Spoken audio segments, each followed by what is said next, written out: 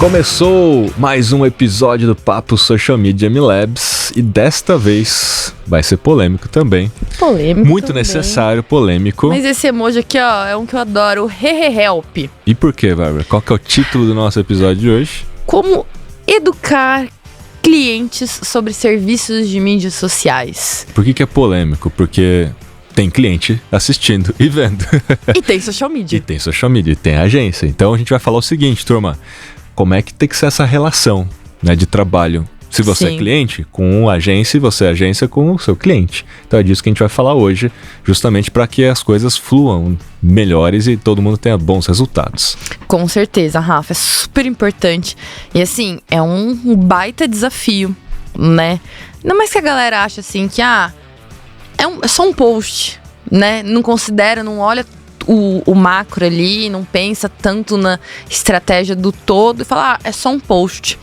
Então, às vezes, para quem não tá por dentro do processo, às vezes o cara é empreendedor e tal, enxerga o processo um pouco mais simples do que ele é, de fato. É natural, né? Sempre Né? que a gente não tá na pele do outro, a gente acha que é mais simples. Né? É natural, exatamente. E assim, trabalhar com mídias sociais é uma profissão relativamente nova, né? Acho que nos últimos anos ela tem se consolidado mesmo.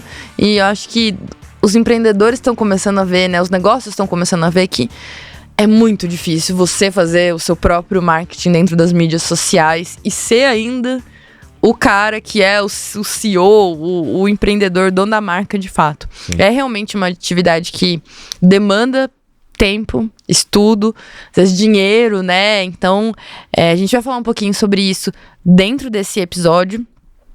E já queria começar assim, perguntando pra você na sua experiência, porque você também já foi cliente, né? E já foi agência. Tem alguma prática aí que você considera uma boa prática que quase todo mundo pode aplicar aí pra melhorar essa relação? Então, a melhor forma é fazer um bom planejamento estratégico digital. Porque quando você tem um bom planejamento, todo mundo fica alinhado. O problema é que quando o cliente vai contratar uma agência, ele tem um senso de urgência muito grande. Ele quer ter resultados rapidamente. E ele contrata a agência passando um briefing e já falando pra agência o que a agência tem que fazer. Eu tô te contratando pra você fazer post na mídia social e fazer o meu tráfego pago. E eu quero 3 posts por dia, 3 posts por semana, sei lá o quê. A agência, ela não tem nem a oportunidade, muitas vezes, de fazer uma estratégia. Porque as pessoas estão com senso de urgência, tem que vender, tem que pagar as contas. E aí já exige que a agência saia no modo execução. Uhum. Então não tem um planejamento. Na verdade, a agência acha que às vezes está fazendo um planejamento, mas é apenas um planejamento de conteúdo de post. Não é um planejamento estratégico alinhado aos negócios. Bom, há uma reunião inicial, certamente as pessoas já fazem essa reunião inicial. Só que ela não é suficiente para você entender o negócio do cliente. Sim. Porque a reunião é assim, né? Vamos fazer uma reunião então porque eu tô te contratando, então vamos fazer uma primeira reunião. Normalmente é o que naturalmente reunião acontece. vai tudo bem, né? As Então. desavenças, né? Não, mas por padrão, quando eu contrato uma agência, ou quando a agência é contratada, sempre qual é o primeiro passo? Vamos fazer uma reunião de alinhamento, introdução, sei lá, onboarding, chama o que for. Onde o cliente explica todo o negócio, coloca todas as dores, necessidades e desejos que eles têm lá e tal, e a agência vai anotando, sai dali, faz um planejamento que é, na verdade, um planejamento de execução tático. E aí mostra para o cliente, beleza, então cliente, vamos fazer X post por semana, vamos fazer tráfego pago. Esses formatos. Esse é o formato, essa aqui são as ideias do primeiro post, olha como somos criativos e tem uma verba aqui para tráfego pago. Muito bem. Só que o que o cliente está te falando, na maioria das vezes, é 10% do que fato você precisa saber sobre o negócio. Porque boa parte do que você precisa saber sobre o negócio dele é sobre os clientes dele. É sobre o comportamento dos clientes dele. São as dores, necessidades e desejos dos clientes dele e não só do negócio dele. Porque ali é onde você vai conseguir criar ações, estratégias e conteúdo que vão ter muito mais engajamento e vendas.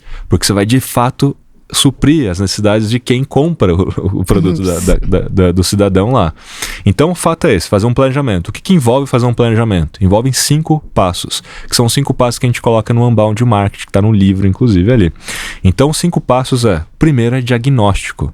Você tem que fazer um bom diagnóstico. O diagnóstico ele tem 3 ambientes: macroambiente, microambiente e ambiente interno. Macroambiente é aquilo que você não controla, tem a ver com política, economia, cultura, macro tendências e tudo mais.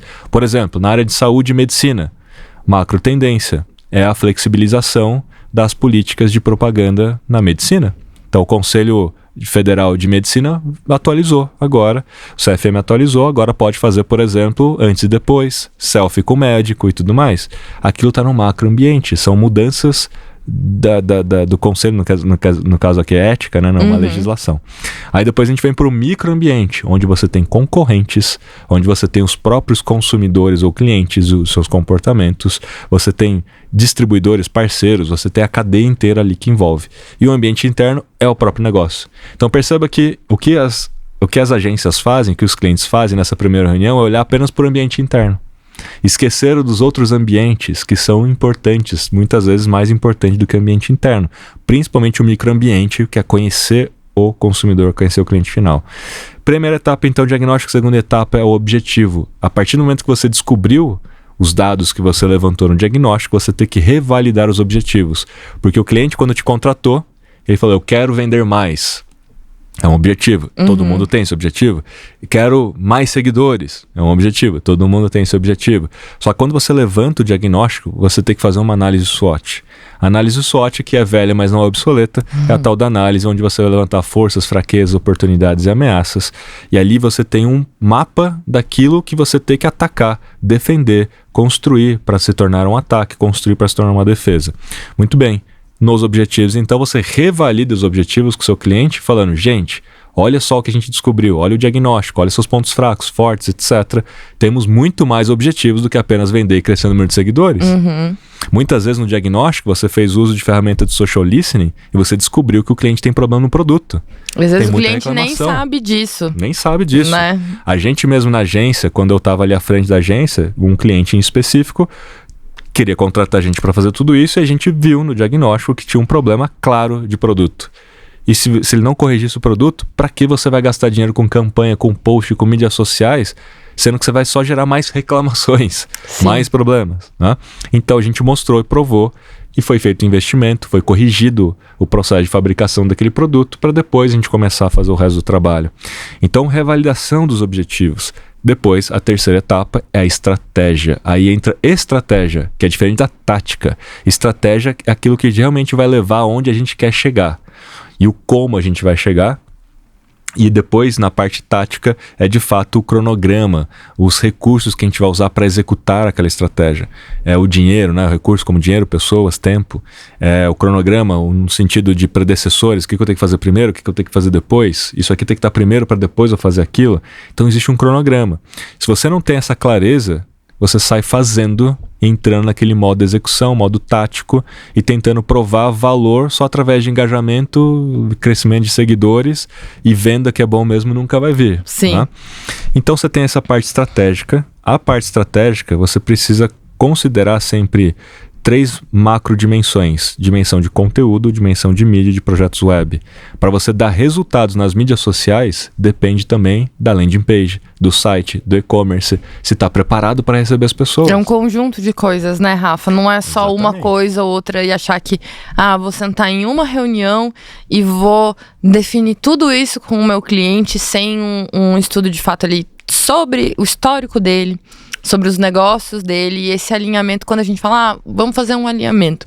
Uma coisa muito interessante, na nossa pesquisa que a gente soltou sobre os profissionais de mídias sociais, uma coisa que a gente conseguiu perceber é que os principais KPIs vistos, assim, quais são os KPIs mais importantes para o social media, não são os KPIs mais importantes para quem é cliente. Então, assim, mostra claramente esse hiato aí, né? Exatamente, entre uma coisa e outra. Né? Então, assim, não existe, agora já entrando mais no detalhe, né, do relação com o cliente. Existem diversos tipos de clientes, acho que vai ter aquela pessoa, aquele grupo de pessoas, né, que você vai apresentar um projeto, eles vão adorar, achar que é lindo, maravilhoso e vai ser tranquilo. Tem outros que vão ali te questionar, mas acho que para todos os tipos de cliente, a melhor forma de você conseguir aprovar coisas, definir e alinhar coisas é trazer informações com embasamento. Então, por que, sei lá, a nossa estratégia vai por essa linha? Por que antes da gente pensar, de repente, em aumentar o nosso número de seguidores, a gente vai fazer uma ação para estreitar a relação com quem já é cliente?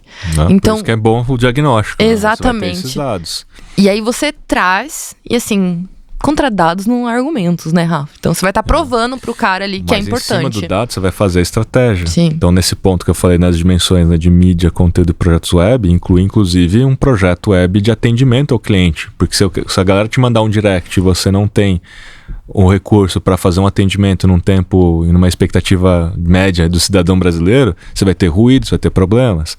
Então você vai definir essa estratégia nessas 3 dimensões. Dada a estratégia, em que inclui inclusive levantar sazonalidades, possíveis campanhas, possíveis trabalhos com influenciadores, até mesmo o trabalho de tráfego que a mídia paga, você vai levantar ali na estratégia. Qual é o tamanho do meu público ideal no Instagram? Qual é o tamanho do meu público ideal no TikTok? Por quê? Porque assim você vai saber quanto que eu tenho que gastar de dinheiro para alcançar essa turma toda. Não é o cliente que vai te falar assim, eu tenho R$200 por mês para você investir em tráfego pago. Tá errado. O cliente quer assim, eu quero aumentar X% do meu faturamento e as minhas vendas. E ele fala, e eu tenho R$200 por mês para você investir. E você aceita, você não está sabendo o que você está fazendo. Porque na prática, você precisa olhar para o tamanho do seu público-alvo potencial em cada plataforma e fazer um orçamento de quanto custaria para atingir toda essa galera. E aí colocar na mesa falando para o cliente, sim, cliente, para a gente conseguir falar com todo o seu público potencial, custaria X mil reais por mês. Você tem essa grana? Ah, não tem essa grana, só tem os R$200 por mês. Ah, então R$200 vai alcançar 10% dessa turma. Estamos alinhados? O seu resultado em vendas vai ser proporcional ao alcance dessa galera. Então, aí fica muito mais fácil de você entender que, pô, você vendeu R$10 e você só alcançou X pessoas é porque você não tinha mais investimento. Agora, é fato, quando você não tem essa clareza e não tem esse orçamento e nem sabe o tamanho do seu público, você aceita os R$200 e o cara tá esperando vender R$200 mil. Sim. Né? Então, não dá. Então, assim, esse é o fato. Aí a 4ª etapa do planejamento é a tática, onde você entra no cronograma. E a 5ª etapa é o controle, que é onde você, então, na execução do planejamento, vai entendendo se você está executando corretamente, se está funcionando ou não aquilo que você planejou. Boa parte dos planejamentos falham na hora da execução. É tudo muito bonito no PowerPoint, mas na hora da execução falha, porque não tem acompanhamento. Ninguém traça os indicadores chaves de sucesso dos projetos que foram levantados no planejamento. Então essas são as 5 etapas. Recomendo fortemente que leiam o Unbound Marketing para aplicar isso, tanto quem é cliente quanto quem é agência, porque assim vocês vão conseguir de cara ter um bom relacionamento, porque depois que você faz o planejamento, todo mundo está alinhado com o que vai ser feito, todo mundo está alinhado com o escopo do que tem que ser feito. Porque muitas vezes o cliente gera uma expectativa muito alta e aí você tem que trabalhar a mais e não consegue cobrar esse a mais do que você está fazendo porque não está muito claro qual era o seu escopo. Então fica ali naquela coisa, né? Sim. Ah, mas você não vai fazer isso para mim, né? E aí a gente até entra em um ponto importante, que é a questão dos contratos, de fato, né? Você já começou a falar sobre isso. Você tem um contrato, acho que até para você saber o que você vai colocar no seu contrato de prestação de serviços, você tem que ter minimamente noção ali do quanto de fato aquela marca vai demandar do seu serviço. Porque se você, por exemplo, fazer, sei lá, vou cobrar R$1.000 em todos os contratos.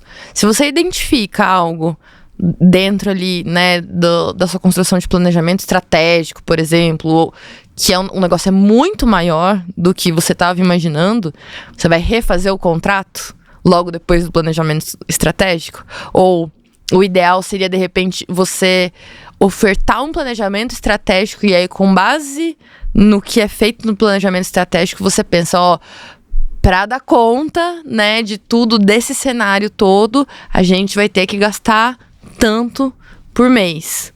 Acho que é importante ter isso às claras, né? É muito importante você, obviamente, concluir o que tem que ser feito, porque é assim que a gente fazia lá na Focus Networks e fazemos até hoje, né?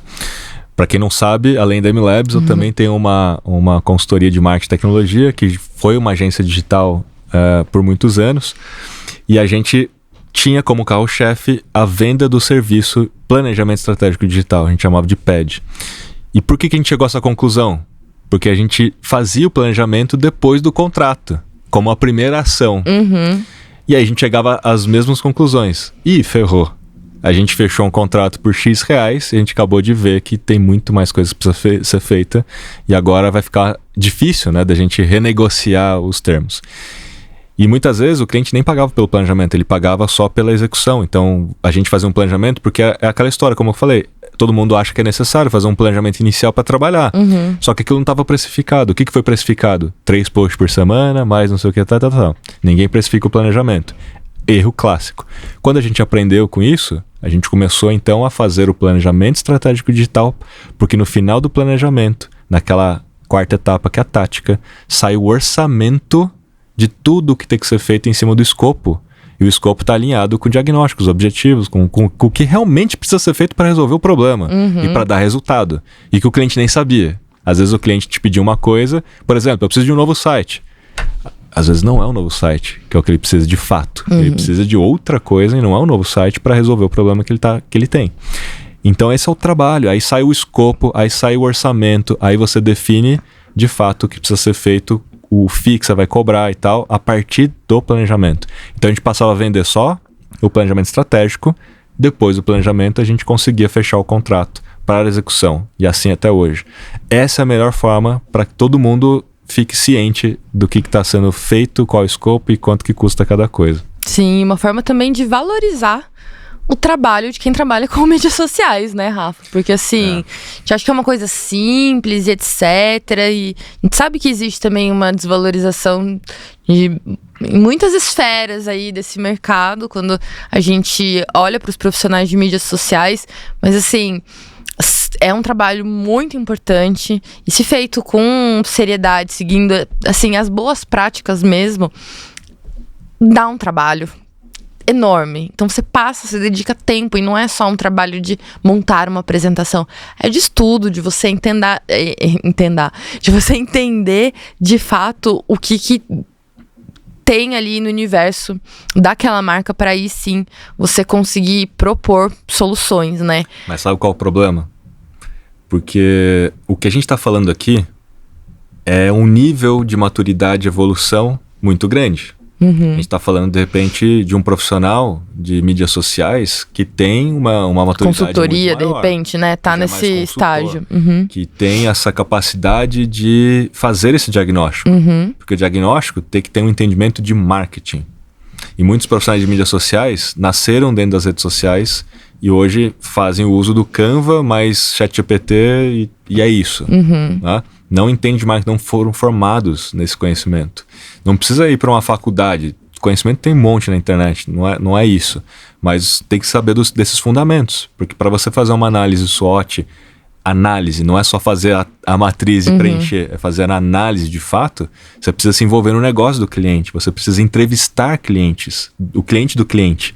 Precisa então ter um pouco mais de habilidade e conhecimento do que só olhar e fazer um PowerPoint e preencher tabelinhas, né?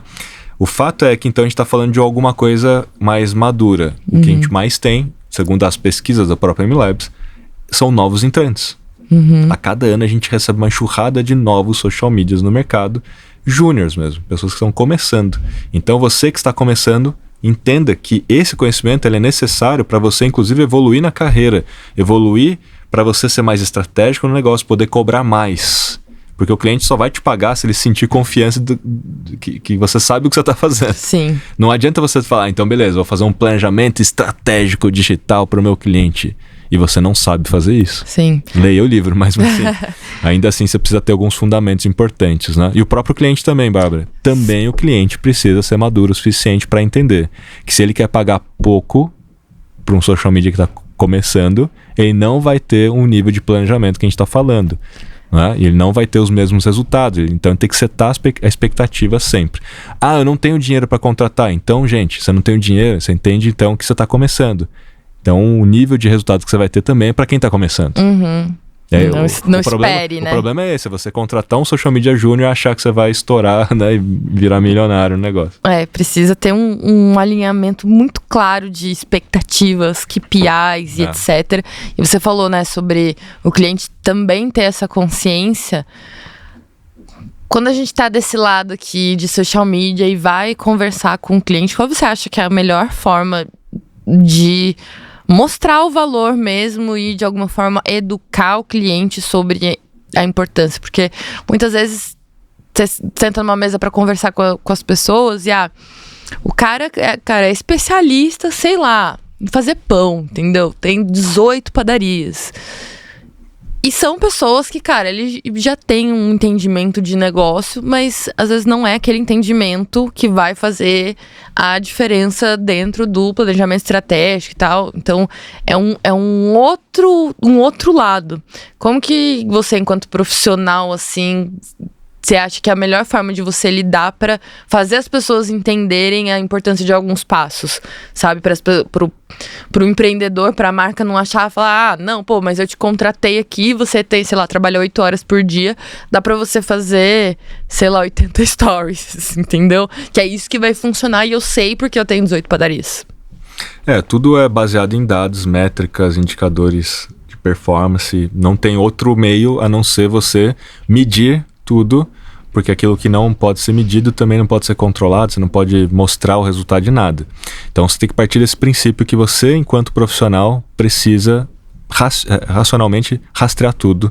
No começo dá muito trabalho, porque você vai ter que fazer tracking de link, parametrizar link, vai ter que instalar o Google Analytics para o seu cliente, que ele nem sabe o que é isso, para você colocar e configurar aquilo. Se você também não sabe, vai ter que saber. Vai ter que criar um link na bio que dá para rastrear links. Não adianta só criar o link na bio lá, que você não tem nenhum dado depois de quantas pessoas clicaram e nada, né?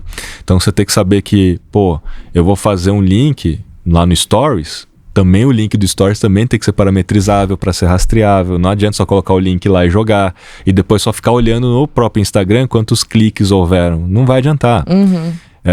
Vai ter que saber fazer essa parametrização toda na parte de mídia. Vai ter que saber usar outras ferramentas como a própria MLabs, Dashgo. Então, Dashgo é uma ferramenta da MLabs mais avançada, analítica, para que você plugue ali as contas de campanhas, pode personalizar, pode agendar relatório. Nossa, isso do agendamento de relatório para enviar automaticamente. É um negócio que eu acho incrível, Rafa, porque às vezes tem alguns tipos de métricas, até mesmo de KPIs, que eles são muito mais, assim, de acompanhamento, né? Mas no caso das métricas, né? São métricas de acompanhamento do que coisas que você tem que ficar, de fato, ali olhando e quebrando a cabeça para você entender e etc. E tem alguns dados que o cliente ele sempre vai perguntar para quem tá à frente ali.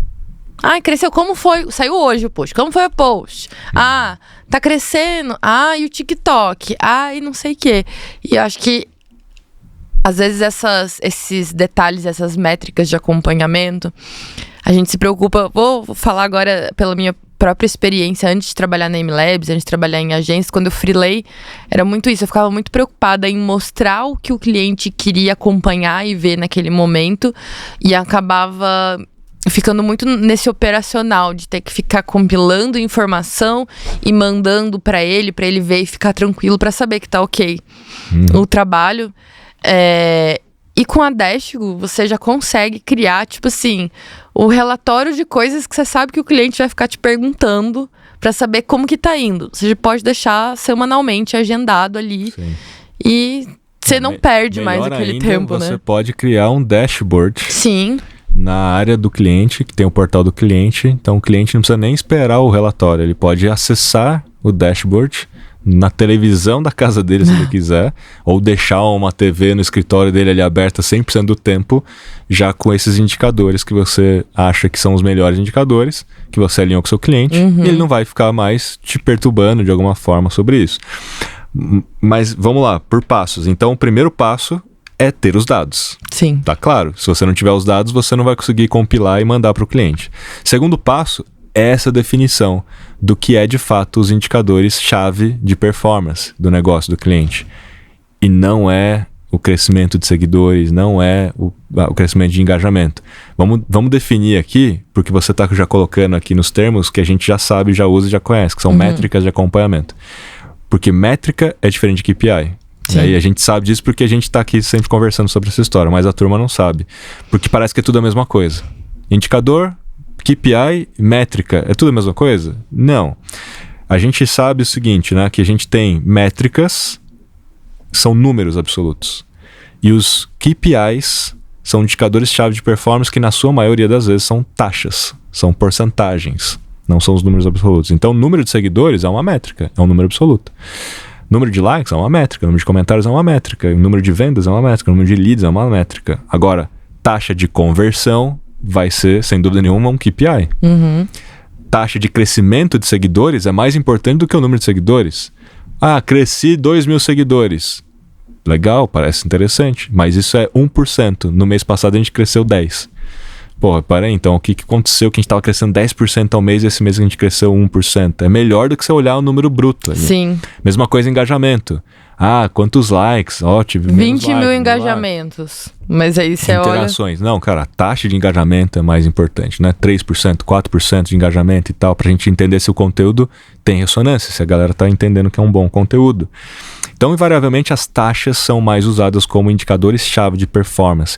Indicador-chave de performance, então, para ser uma taxa, vai sempre usar uma ou mais métricas cruzadas com uma meta no tempo. Senão você não cria, de fato, um KPI, porque o KPI não é só a taxa em si.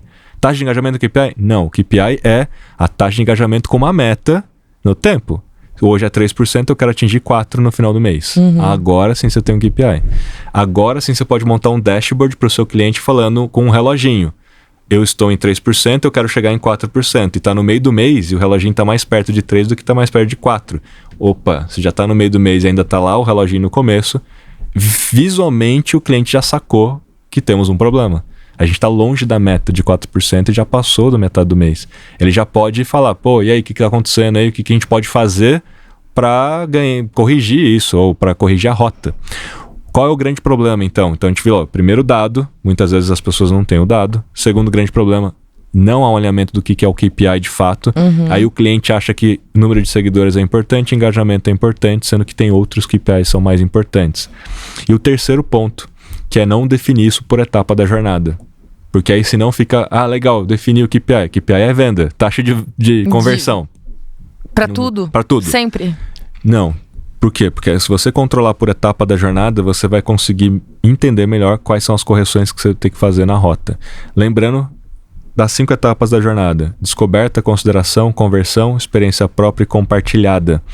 Na descoberta, você vai ter um KPI. Ali é onde você precisa alcançar o maior número de pessoas possíveis dentro do seu público-alvo potencial.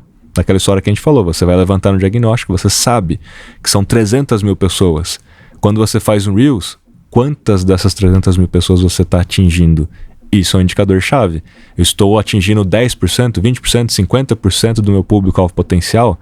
Agora você sabe se 30 mil visualizações é legal ou não.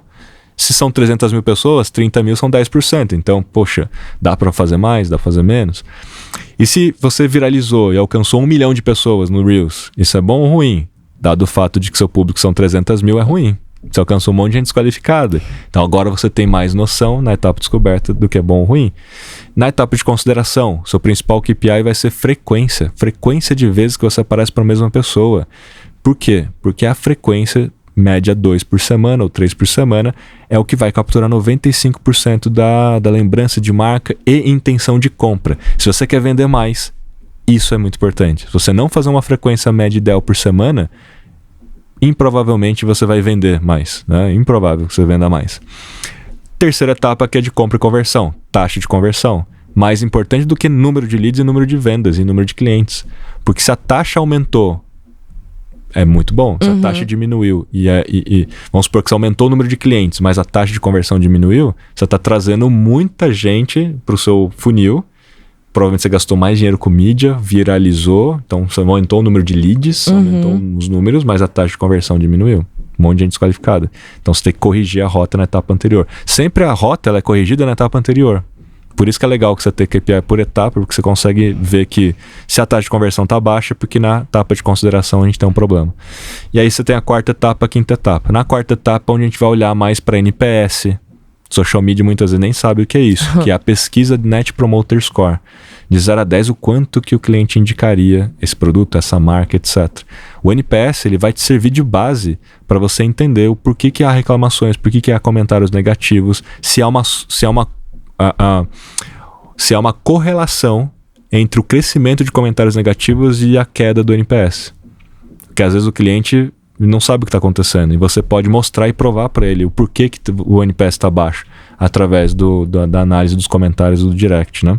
Então ali você vai ter o índice de saudabilidade de marca, NPS, e na última etapa você vai ter ali de fato a taxa de crescimento de UGC. Já falamos bastante sobre o UGC nos nossos episódios, que é o conteúdo criado pelo próprio cliente, que é quando você tem mais promotores de marca falando de você. Você tem que olhar o histórico de crescimento das marcações. Quantas pessoas te marcam falando do seu produto, né? Marcando no Stories, etc.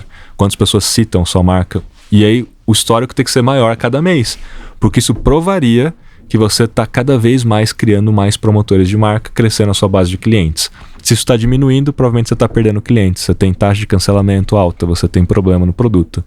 Então veja, temos um KPI por etapa da jornada, dá para montar um dash aí, dá para fazer alguma coisa. Assim a gente vai conseguir provar para o cliente o valor do serviço e vai corrigir a rota no lugar certo. Ele não vai ficar reclamando de que a taxa não teve like no post, porque às vezes não teve like, porque o NPS está baixo. Cliente, o NPS está baixo.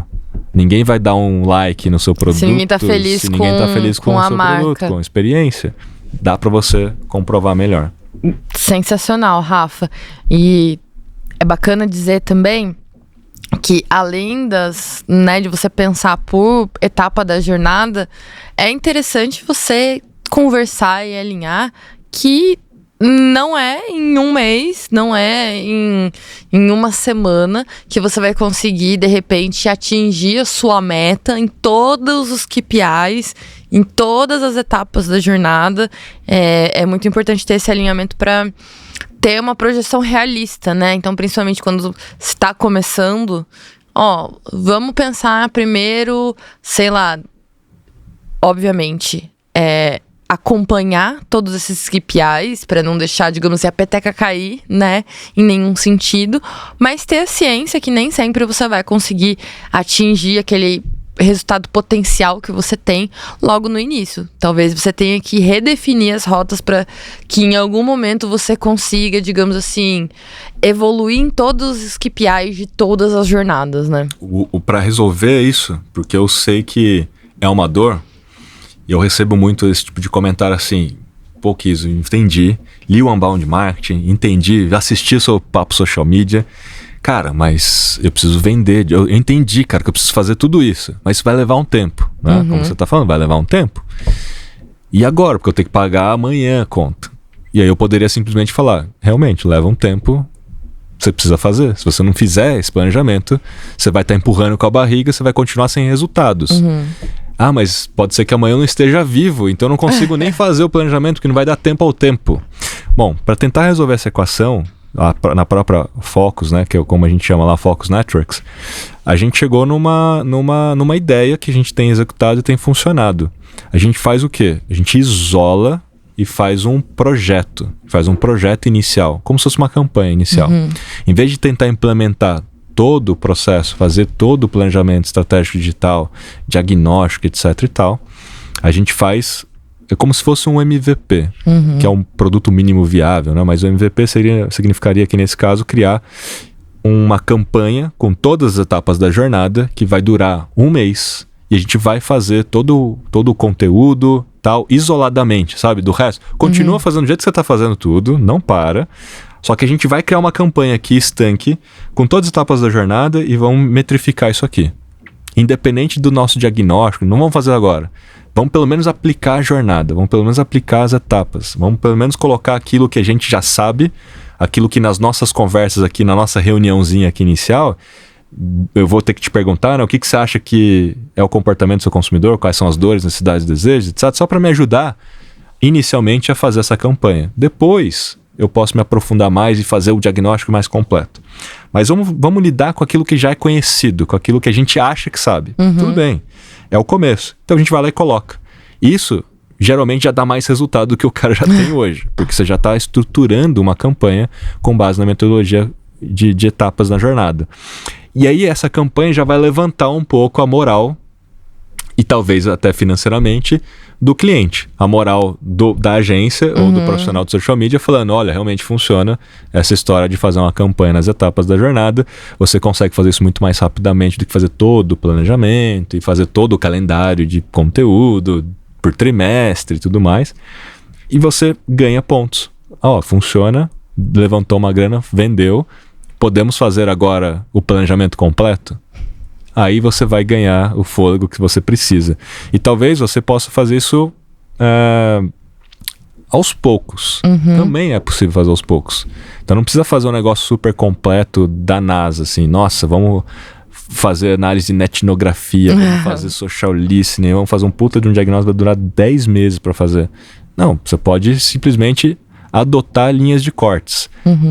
Entendendo que você também vai ter um resultado proporcional ao que você está ali cortando, né? Sim. É o trade-off. Você vai escolher o que você vai deixar de fora, aquilo que você vai priorizar, e também entendendo que talvez você não vai ter um conhecimento profundo do cliente. Por exemplo, não vou entrevistar cliente. Eu vou assumir o que eu estou vendo nas mídias sociais e no direct. Eu vou assumir que aquilo ali é a dor do cliente. Não vou entrevistar, não vou ligar, não vou falar. Tudo bem, é um trade-off. Você vai assumir, você vai colocar lá e talvez você não tenha o mesmo resultado. Aos poucos, você pode também fazer essas entrevistas ao longo dos meses. Também é uma possibilidade. E vai atualizando o planejamento. Então, gente, tem forma de fazer. O fato é, se você não parar para planejar, é o problema. Sim. Só partir para execução. É verdade, Rafa. E acompanhar tudo isso, por mais... Eu acho que é uma coisa muito importante acompanhar, compartilhar com o cliente, né? Acho que essa é uma das importâncias também da gente criar uma rotina de relatórios ou de apresentação de dashboards para fazer com que todo mundo esteja na mesma página.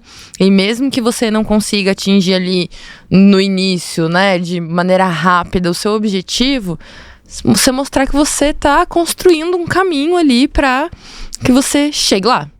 É sempre um investimento e o cliente precisa entender disso, né? Que tudo que está sendo feito é também uma preparação de terreno para que em algum momento a gente consiga ter um resultado, uma curva de resultados mais ascendente. Tem uma inércia, porque você saiu do zero, você não tinha nada, você não tinha um planejamento, você fazia ou não fazia, ou estava tudo errado. Não dá para realmente ter um resultado significativo rapidamente. Nas mídias sociais, principalmente por conta do modelo do efeito de rede, eu só consigo ter resultados depois de um tempo. Como assim? Vou dar um exemplo de crescimento de número de seguidores, para ficar mais claro. Eu tenho 0 seguidores. Para conseguir 10 mil seguidores, eu posso levar 1 ano. Porque eu estou saindo do zero, eu conquisto um seguidor, esse seguidor dá um like, esse seguidor não compartilha. Quando eu tenho 10 seguidores, 2 compartilham. Quando eu tenho 100 seguidores, 10 compartilham. Só que cada um que compartilha vai atingir mais 800, 900 pessoas. É sempre proporcional ao tamanho que você tem. Então, quando eu atinjo 10 mil seguidores, 100 pessoas compartilham. Aí eu já estou atingindo 100 vezes 1000. Quando eu tenho 20 mil, 50 mil seguidores, ali eu vou estar falando de 1000 pessoas estão compartilhando. 1000 pessoas vezes 1000. É efeito exponencial. Então eu falo por mim, eu demorei 1 ano para atingir 10 mil seguidores. E eu demorei mais 1 ano para atingir 100 mil seguidores. Olha só, o mesmo período. E depois eu demorei 8 meses para atingir mais 100 mil seguidores. 8 meses, foi diminuindo. Depois eu demorei... Tá com 200 Aí eu demorei 3 meses para atingir 50 mil seguidores. Né? Porque agora ficou em 200, agora tá com 250 mil. Então demorei 3 meses para atingir 50 mil seguidores. Então tá diminuindo o tempo em que eu ganho seguidores. Por quê? Por causa desse efeito de rede. Quanto mais seguidores você ganha rapidamente, porque mais gente tá vendo, mais gente compartilha, levando adiante sua informação. Então tem um pé da curva exponencial. Então tem que dar tempo ao tempo também, quando você olha por esse ângulo de mídias sociais, efeito de rede e tudo mais. Então tem que esperar, realmente. Tem que confiar muitas vezes no trabalho. Não dá para ficar trocando de agência toda hora, social media toda hora, desde que o social media saiba o que tá fazendo também e consiga demonstrar esse ponto de vista, né? Porque o cliente quer resultado, vê que não tá dando, fica trocando. Então o turnover de agências e profissionais é muito grande. Então tem que entender esse jogo aí, clientes e agências. E agências. Entender esse jogo. Um ponto que é interessante a gente comentar também, que é em relação às mudanças das mídias sociais que acontecem, né, em paralelo às outras mudanças, tipo, das empresas, né, das agências. Então, às vezes, falar, aquela agência não tá me dando resultado. Cara, às vezes não tá dando resultado, porque também alguma coisa dentro das mídias sociais mudou. E aí, por algum motivo, a agência ou essa relação agência-cliente não tá muito legal e não conseguem estabelecer um novo rumo ali pros negócios. Não, vamos continuar do jeito que tá. E aí, não tem como você ter consistência nos resultados, né? Você fazendo as coisas... Tem 2 pontos nesse contexto. Primeiro, que mudar o tempo todo é ruim. Você ter uma consistência, planejou, segue o plano. Porque se você não seguir o plano e ficar mudando o tempo todo, é claro que não vai dar resultado, é difícil, é como fazer um teste. Eu fiz um teste por um dia 7 horas, outro dia eu fiz às 8, outro dia eu fiz às 9. É inconclusivo, você nunca vai conseguir chegar à conclusão de que aquele é o melhor horário, que foi feito por um dia. O melhor é fazer por 7 dias consecutivos e depois fazer por outros 7 dias consecutivos em outro horário. Assim você tem um pouco mais de insumo para ver o que funciona ou não. Então, não dá para ficar mudando o tempo todo. Esse é o primeiro fato. Aí o segundo fato mas o mercado mudou. Aí é outra história. O comportamento do consumidor mudou e você não se adaptou. Aí é outra história. Aí você tem que fazer as suas adaptações mesmo. Há um período para revisar isso? Não tem uma regra. Né? Obviamente que a prática de mercado é revisar o planejamento anualmente. Terminou o ano, vamos rever agora o que a gente vai fazer no ano que vem, vamos ver o que funcionou, o que não funcionou e tudo mais. Mas dado os KPIs e dado a cultura de testes, e a gente já falou isso em outros episódios, né, que é importante você ter uma cultura de testes constantemente para você não precisar só olhar uma vez por ano só o que você vai mudar no seu planejamento. A cultura de testes vai fazendo com que você vai fazendo pequenas iterações no seu próprio planejamento diariamente, semanalmente, mensalmente. O que acontece hoje no mercado, né? Acontece que as agências mandam um relatório todo mês, ou no final do mês ou no começo do mês, né? O que acontece? Eles mandam um relatório ou por e-mail ou simplesmente entram numa reunião para ler o PowerPoint, para ver o que está na tela. Sendo que na prática, o ideal mesmo é que a gente usasse aquele tempo da reunião para discutir estrategicamente o que funcionou, o que não funcionou e o que a gente vai testar no próximo mês. E os dados, principalmente os KPIs, já foram mandados ou estão no dashboard para o cliente ver. Não é para ficar vendo dado, lendo. Olha, então, esse mês conquistamos 2.000 seguidores. O mês passado a gente conquistou 1.000, então a gente cresceu, 100%. Puxa, isso ele já viu, já sabe, ou deveria ter visto já. Vamos discutir outra coisa. Vamos discutir, gente, quando a gente fazia tal post, quando a gente fez tais posts, o pico de vendas aumentou, porque existe uma hipótese. Sempre que a gente coloca a bolsa, vende mais.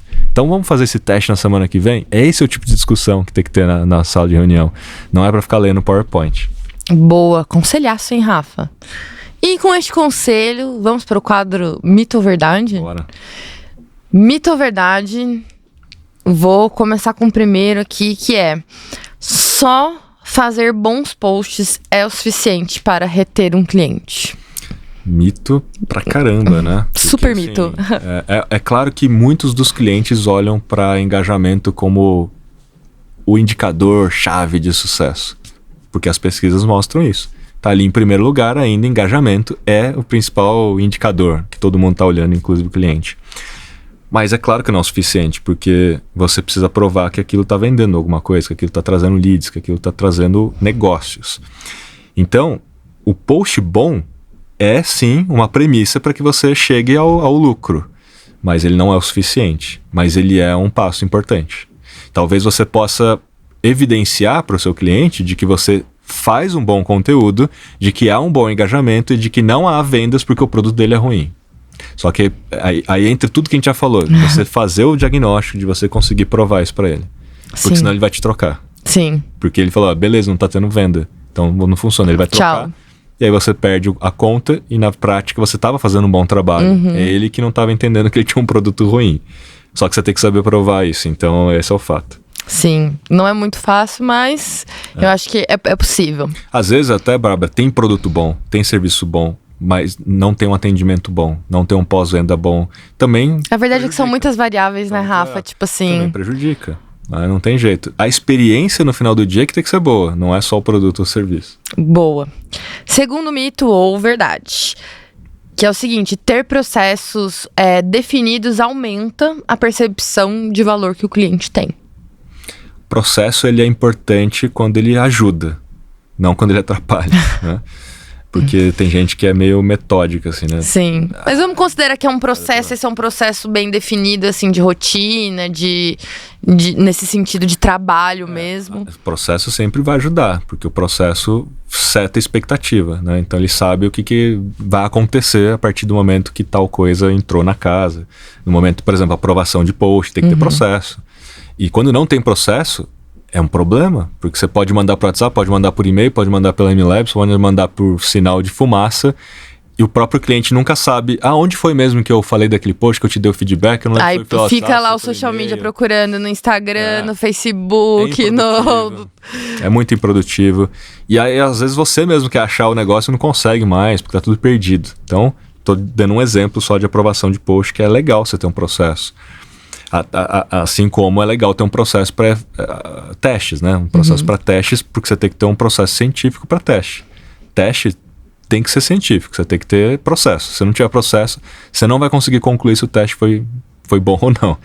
Tem que ter processo também para poder mostrar os dados para os clientes, para poder provar o valor do seu trabalho. Então a gente falou de dashboard, a gente falou de envio de relatório automático, a gente falou de ir para uma reunião para discutir estratégia, para discutir o que vai ser feito. Isso é parte de um processo. O que é um processo? É um calendário, toda vez que chegar esse relatório, vai chegar dessa forma, por esse canal. Quem que manda é assim, quem é responsável, né, por dar o feedback. É importante, inclusive, na minha opinião, você deixar claro que o cliente precisa te dar um feedback sobre o relatório dentro do processo. Por quê? Porque o que mais acontece é a agência mandar relatório e o cliente nem abre. Nem abre. E aí você não sabe o que ele achou, o que ele não achou, você continua fazendo. E o cliente também não abriu porque ele não tinha tempo para abrir, ele estava fazendo outra coisa. Agora, quando está no processo, você mostra a importância do feedback, você melhora o seu produto. Tá no processo, às vezes, até no contrato, né? Assim, a rotina de, contratado esse serviço aqui com uma reunião de, sei lá, colocar isso dentro também. Do contrato, que aí fica um contrato muito extenso, você colocar processo no contrato. Porque, em tese, você colocaria uma cláusula da penalidade. Se tiver no contrato, é porque existe uma penalidade, se não acontecer. E a primeira coisa que o cliente vai pedir para tirar do contrato é esse tipo de coisa. Então é perda de tempo. Agora, é um alinhamento ali, né? Um alinhamento. Falar, olha, você, enquanto agência ou profissional de social media, não vai conseguir manter e reter o seu cliente ou melhorar o seu produto ou serviço se você não tiver feedback. Então, coloque isso como processo e mostre a importância para o cliente. Acho que esses são os maiores mitos relacionados a... Na verdade, a gente já falou de vários mitos, né? E situações entre social media, agências, clientes. E encerramos mais um episódio. Bom, espero que vocês tenham se alinhado aí, você agência, você cliente, tenham se alinhado, tenham entendido a importância do planejamento estratégico digital para esse alinhamento, tenham entendido a importância dos dados para esse alinhamento, mas saber selecionar corretamente os indicadores chaves, e tenham entendido que a gente está aqui para ajudar vocês também com o Papo Social Media MLabs. Então coloquem nos comentários o que você achou desse episódio, porque é um episódio que fala com muitos públicos diferentes. Né? Exatamente. Você que é freelancer, você que é agência, você que é cliente, qual é o seu ponto de vista sobre tudo isso que a gente está falando aqui? Coloca aí nos comentários que a gente quer saber e vamos polarizar os comentários. Boa! Para saber o sentimento da turma. Legal. Coloca aí o joinha, o like no YouTube, 5 estrelas aí no Spotify para ajudar a gente a subir no ranking. E até o próximo episódio. Valeu! Tchau!